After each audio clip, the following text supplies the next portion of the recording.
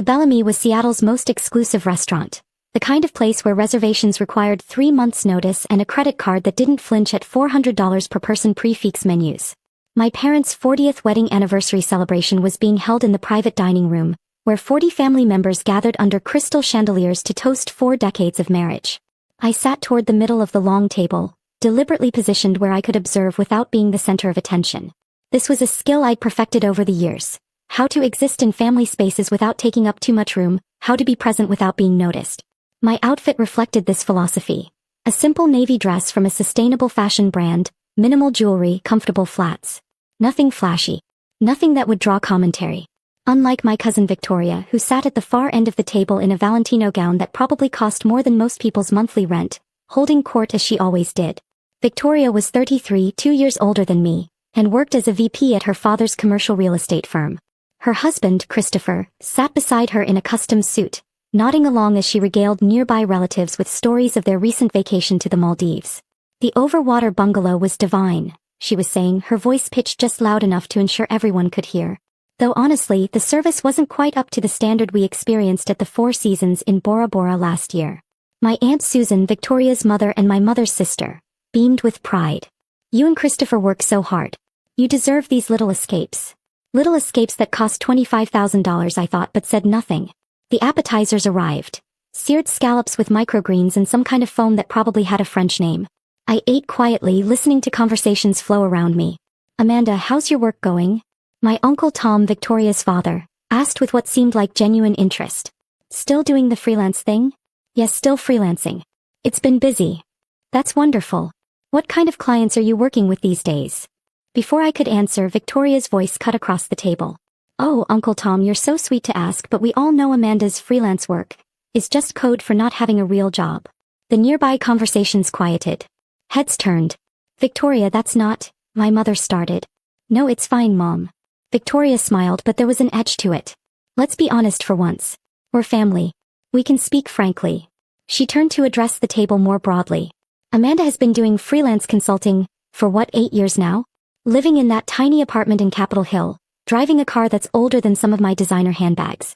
We've all been tiptoeing around it for years, pretending it's a choice, but come on. She's 31 years old and she's basically the family charity case. The silence that followed was heavy and uncomfortable. Several relatives looked down at their plates. A few glanced at me with pity. That's unnecessary, Victoria, my father said, his voice tight. Is it though? I mean, look at the rest of us. Christopher and I are closing a $90 million development deal next month. My brother works for Amazon. Your son David is a neurosurgeon.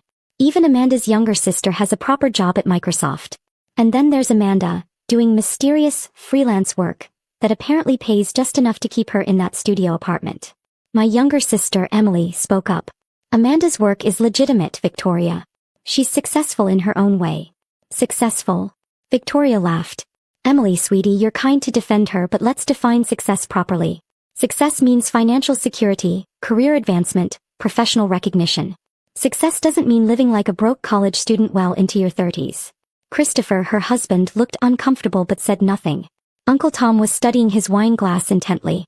Aunt Susan had a small smile that suggested she wasn't entirely unhappy with Victoria's assessment. I took a sip of water and remained calm.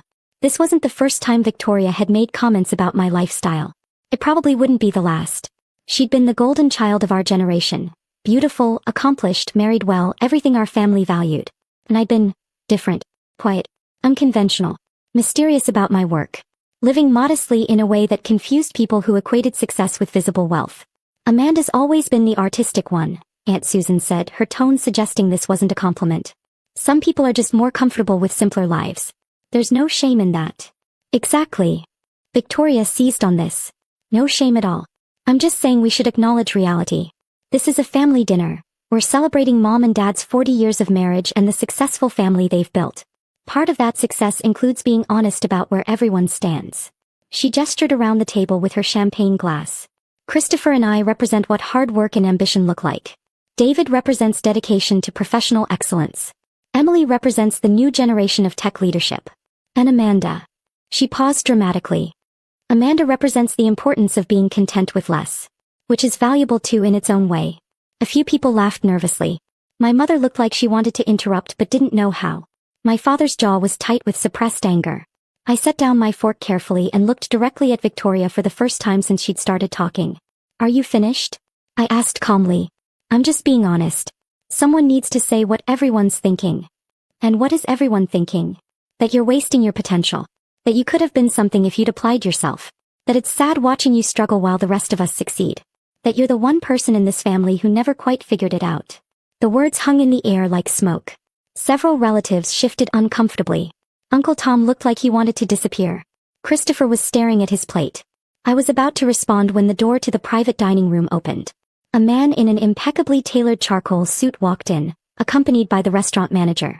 He was tall, probably mid-50s, with silver hair and the kind of presence that commanded attention. The restaurant manager looked slightly flustered as she gestured toward our table. The man's eyes scanned the room and landed on me. His face broke into a professional smile. Ms. Lawson. He approached our table directly. I apologize for interrupting your family celebration. Every head in the room turned to stare. I stood up slowly. Mr. Crawford.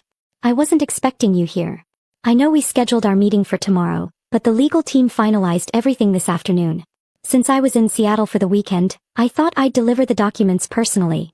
He extended his hand and I shook it. I'm James Crawford, CEO of Crawford Hospitality Group. I heard someone inhale sharply, probably Victoria, who would recognize the name. Crawford Hospitality Group was one of the largest luxury hotel and resort operators in North America, with properties in 15 countries. You've met? My mother asked, confused. James smiled at her. Your daughter and I have been in negotiations for the past 8 months. Quite intense negotiations, actually. She drives a hard bargain. Negotiations. Victoria's voice was sharp. What kind of negotiations? James turned to her, his expression politely curious. I'm sorry, and you are? Victoria Bennett. I'm Amanda's cousin. I work in commercial real estate, so I'm familiar with your company. But I don't understand what Amanda would be negotiating with you. The merger, of course. James pulled a leather folder from his briefcase. Ms. Lawson owns Cascade Hospitality Management. She founded it 9 years ago. We've been working on a merger that gives Crawford Hospitality Group access to her innovative property management technology and operational systems. In exchange, Ms. Lawson receives a 67% controlling stake in the combined entity. The room had gone completely silent. Even the waiters hovering near the door had stopped moving. I'm sorry, Uncle Tom said slowly. Did you say Amanda owns a hospitality management company? One of the most impressive I've seen in my 30 years in the industry, James replied. Cascade Hospitality manages 47 properties across 8 states. They've revolutionized efficiency in hotel operations through a combination of AI-driven systems and traditional hospitality excellence. Their client retention rate is 97%, and their properties average 34% higher profitability than industry standard. He opened the folder and handed me a document. The board approved everything this afternoon. Your 67% stake in the merged company is valued at approximately $520 million. The formal announcement goes out Monday morning. Congratulations, Ms. Lawson. This is going to transform the industry. I took the document, trying to keep my hands from shaking. $520 million. The number was even higher than our last projection. $500 million? Emily's voice was barely a whisper. James nodded. Give or take.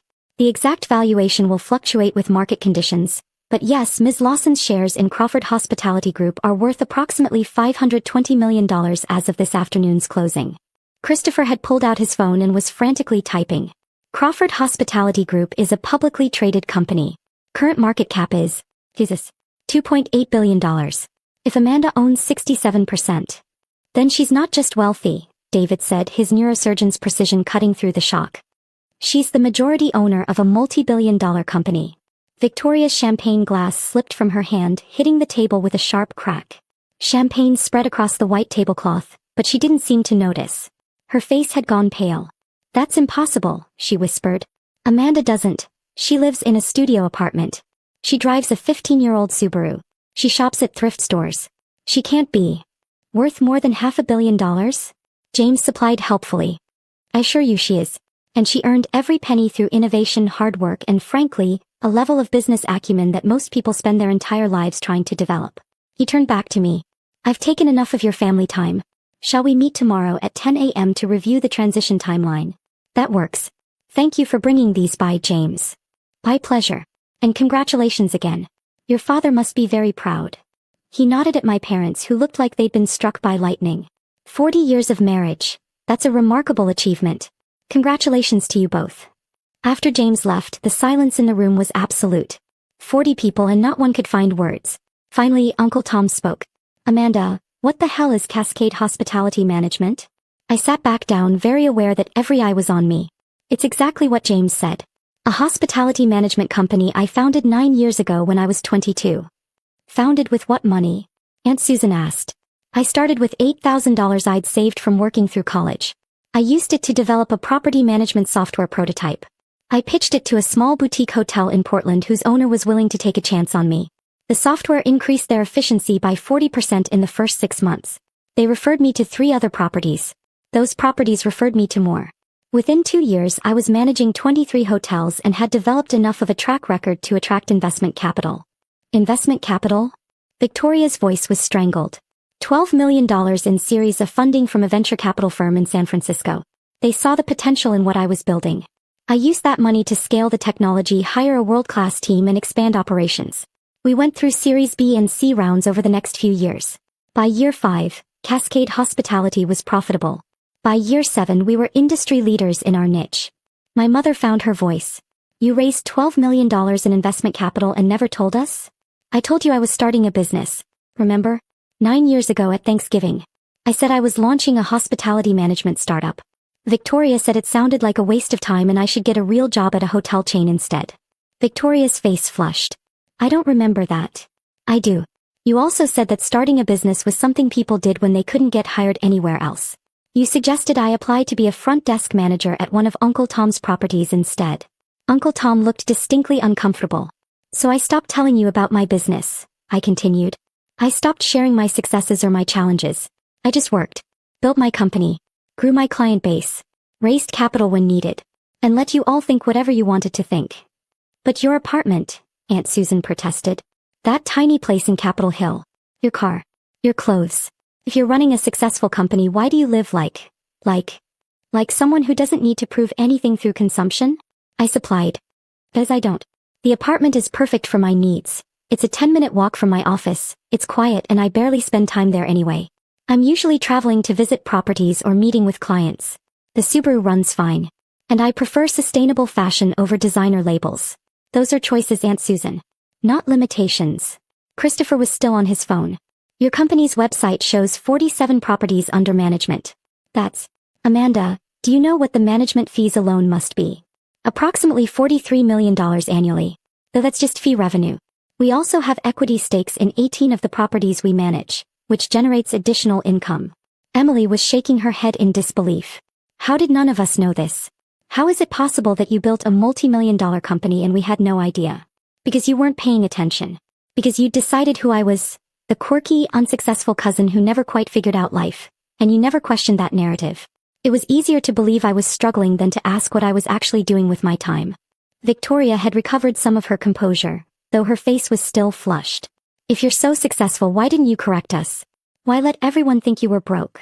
Because watching people underestimate me has been incredibly useful in business. Investors, competitors, clients, they all make the same mistake you did. They see someone in a simple dress driving an old car, and they assume I'm desperate or unsophisticated. They offer terrible terms, they negotiate carelessly, they underestimate my capabilities. And then I outmaneuver them. I looked directly at Victoria. You, for instance, just spent 5 minutes telling everyone at this table that I'm the family charity case. That I'm wasting my potential. That I never figured it out. You said I represent the importance of being content with less. Do you know how incredibly insulting that is? She opened her mouth, then closed it. For 9 years I've built something extraordinary. Something that will now be worth $500 million. I've created jobs for 340 employees. I've improved operations for dozens of properties. I've innovated in an industry that desperately needed new thinking. And the entire time, my own family has been pitying me. We didn't know, my mother said weakly. You didn't ask. There's a difference. Every time I came to family events, someone would make a comment about my freelance work or my modest lifestyle. Nobody ever said, Amanda, tell me about your business. What does Cascade Hospitality actually do? How's it going? You just assumed. You could have told us, Victoria protested. Why? So you could take credit for my success? So you could start introducing me to your contacts and act like you'd been supportive all along? So you could ask for jobs for your friends or investment opportunities or favors. That's not fair. Isn't it? Victoria, you just publicly humiliated me at my parents' anniversary party. You called me a charity case in front of 40 people. You mocked my apartment, my car, my clothes. You suggested I'd failed to figure it out. And now that you know the truth, you want me to believe you would have been supportive if only I'd told you. She had no response to that. My father spoke for the first time since James had left. Amanda, I'm proud of you. I'm also ashamed that I didn't know. That I didn't ask. That I let you be dismissed and diminished by your own family. He looked at Victoria. What you said tonight was cruel and unacceptable. You owe your cousin an apology. Victoria swallowed hard. I'm sorry. I didn't know. If I'd known, I never would have. That's the problem, I interrupted. You wouldn't have said those things if you'd known I was wealthy. But the person I was 15 minutes ago, when you thought I was broke, is the same person I am now. The only thing that changed is your knowledge of my bank account.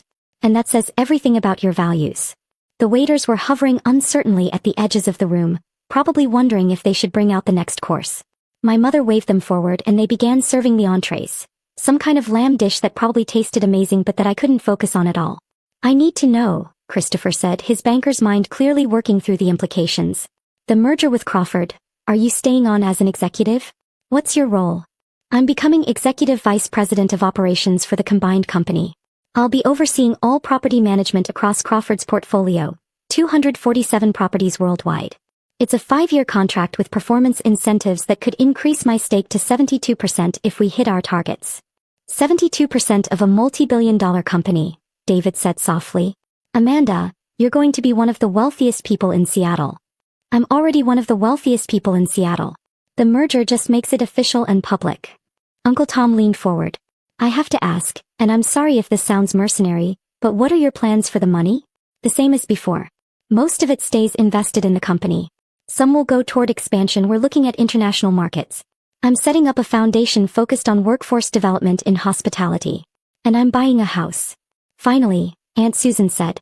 Something appropriate for someone of your status. A 3-bedroom craftsman in Wallingford. $850,000. Nothing extravagant. I like the neighborhood and it's closer to my office than my current apartment. Victoria made a choking sound. $850,000? Amanda, you're worth $520 million. You could buy a mansion. You could buy 10 mansions. I don't need 10 mansions. I need a comfortable place to live. Why is that so hard for you to understand? Because it's not normal. People with money are supposed to display it. To buy expensive things we don't need to impress people we don't like? Victoria, that's never been who I am. Why would money change that? Emily, who'd been quiet throughout most of the dinner, spoke up. I think it's amazing. You've stayed true to yourself despite massive success. That's actually really hard to do. Thank you.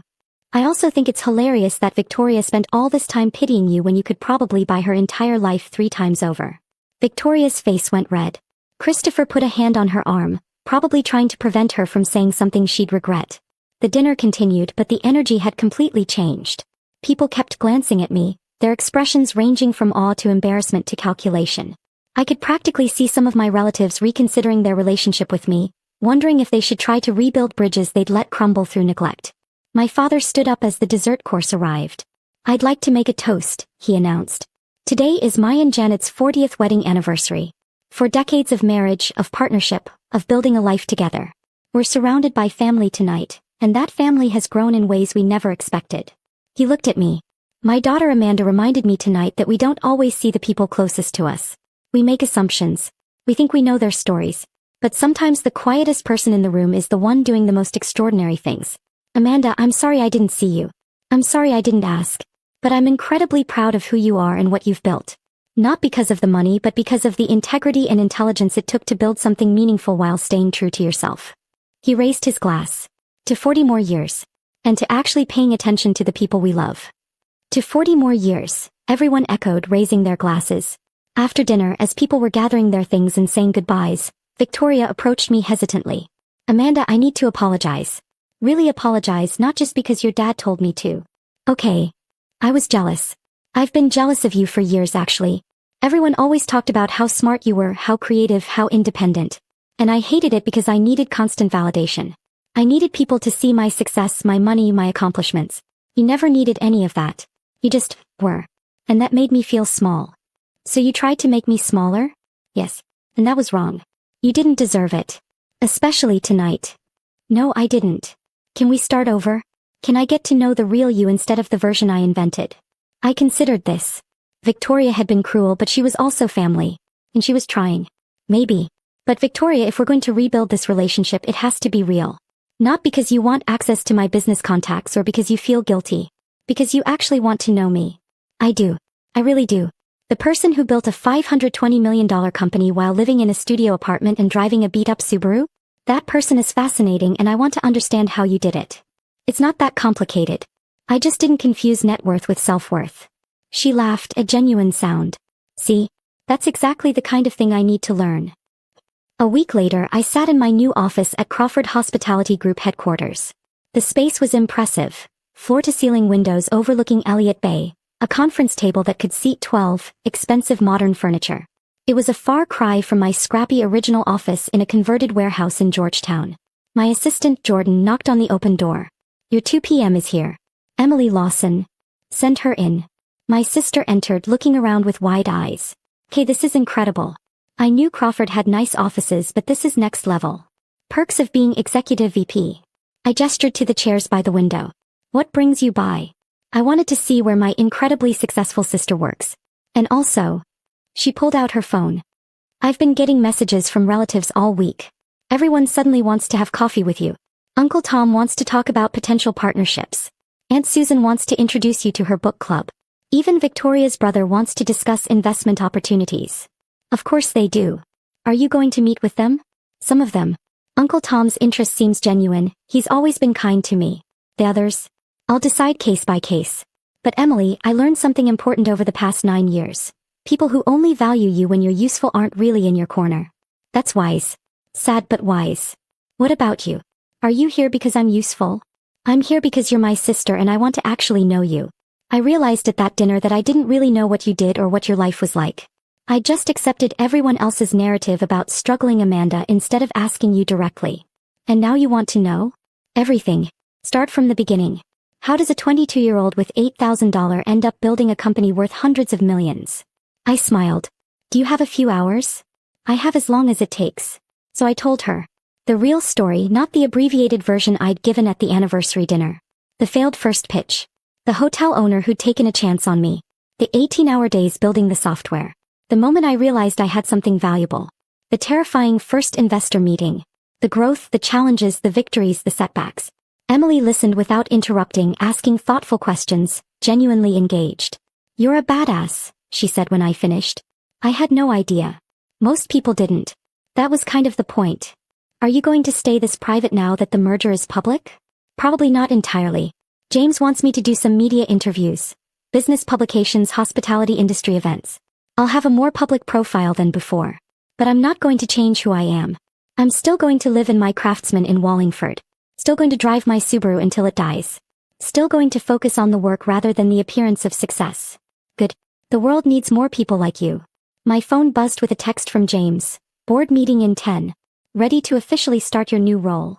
I stood up, gathering my materials. I have to go. Board meeting. Emily hugged me. I'm proud of you, Amanda. And I'm sorry it took a dramatic dinner scene for me to realize how amazing you are. Better late than never. As she left, I looked out at the Seattle skyline, at the city where I'd built my empire in silence while my family pitied me. Victoria had called me the family charity case. She'd mocked my apartment, my car, my clothes. She'd suggested I'd never figured it out. She'd been spectacularly, publicly wrong. And the best part? I didn't need her to be wrong for me to be successful. I'd already been successful. I'd already figured it out. I'd already built something extraordinary. Her recognition didn't change that. It just made it visible. Sometimes the most powerful thing you can do is succeed quietly, letting your work speak louder than your lifestyle, building something meaningful while everyone is too busy judging your surface to see your substance. I'd done that. And now, at 31, I was executive vice president of one of the largest hospitality companies in the world, with a personal stake worth over $500 million. Not bad for the family charity case.